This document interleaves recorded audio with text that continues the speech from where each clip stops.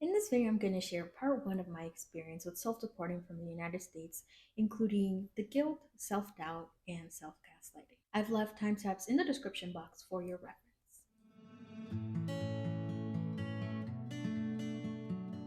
For those of you that are new here, my name is Jasmine, and in 2022, I self-deported from the United States after being undocumented for 19 years. I now face a ban from re-entering the States. When I say I self-deported, I mean that I left the United States out of my own free will. I was never in removal proceedings. When the day came that I self deported, I simply left the United States. The very first challenge that I had to overcome when deciding to leave the United States was, of course, the guilt. By leaving the States, I was not following the path that my mother had expected out of me. I was completely ignoring and leaving behind everything that she had worked so hard to give me. I already wasn't doing the things that she expected me to do by having moved away to go to college and started a different life over there. And now I was taking it even a step further by moving to a completely new country, a place that neither of us knew. And that was really hard for me because, in a way, I felt that I was throwing away her sacrifice, that what she had built for me here, well, in the United States, that I was almost taking it for granted and just leaving. So these things were keeping me up at night. How was I going to come to my mom and tell her what I was about to do? And how was I going to explain to her in a way that she could comprehend that I wasn't happy and that being undocumented in the United States was not enough? Because compared to what she had in Mexico to what I had in the United States, of course, I had much, much more than she ever thought I could. And I will always be grateful for that. But to tell her that even with all of that, even with a roof on my head, food on the table, and opportunities that it wasn't enough for me. And just to think that it wasn't enough for me was enough for me to feel that like I was a very ungrateful child. And so because of that, I felt very, very guilty. And that's where the guilt stemmed from. The next big barrier that I faced was, of course, the self doubt, not believing that I had it in me and that I was capable of starting all over, to move to a new country by myself without knowing anyone there and starting from the ground up. And not only that, but putting my entire life at risk because at the end of the day in the United States, I was undocumented. I did have a job, I did have a roof over my head, I did have food on the table, and I was giving all of that up. I was giving my security to move to a new place with the hope, with the dream that it would work out. There was no guarantee that it would work out. There was no guarantee that when I got to the border that they would let me in. There was no guarantee that they would give me a work permit. There was no guarantee that they would let me stay there past the time when I finished my education. It was very much a gamble. And so all of those self-doubts really made it hard to want to move forward. Would I come to regret my decision? Would I be able to overcome the challenges, the emotional toll that was coming with it? What about the financial side? Would I be able to get myself through? And would I be able to overcome the loneliness? I didn't know anyone. I didn't know what was in store for me. And was this something that I was willing to gamble? Was I willing to take that chance on myself?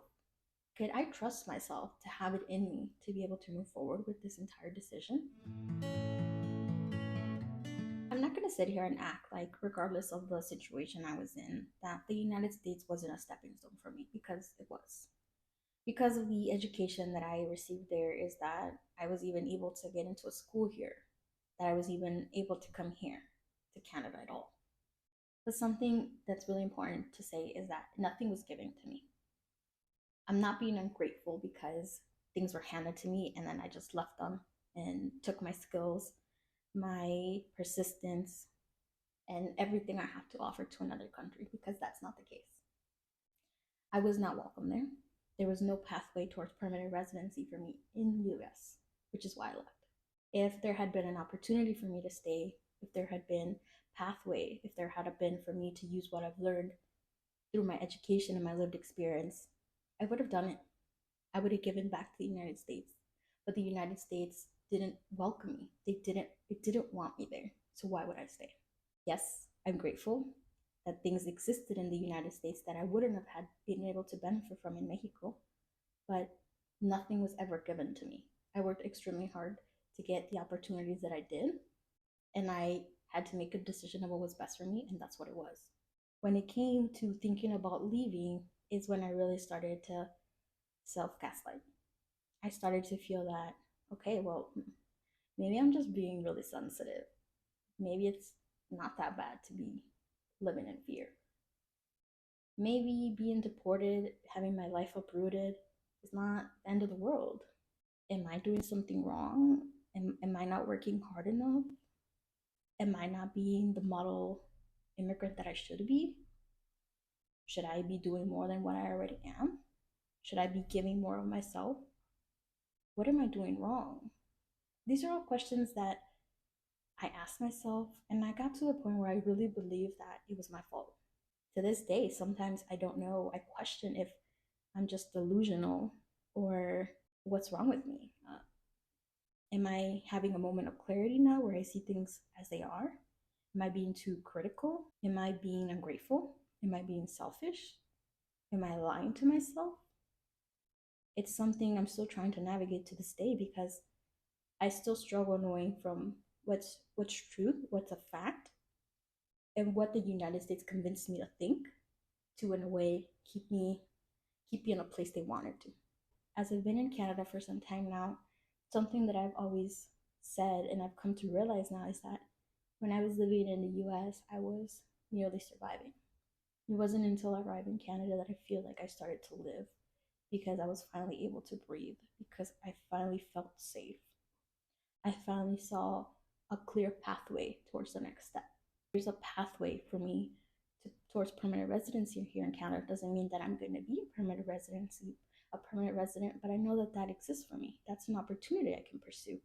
That's not something I ever had in the States. And at the end of the day, if I can't stay in Canada, if I can't become a permanent resident, it's okay.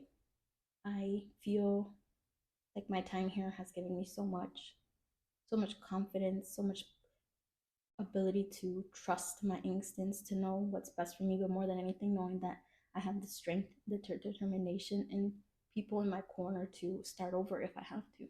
I'm grateful for my time here. I'll always be grateful for the stepping stone that the United States was for me, but at the end of the day, it was a really dark period of my life that I'll never forget because it did shape who I am now, and not always for through the best circumstances or the happiest times.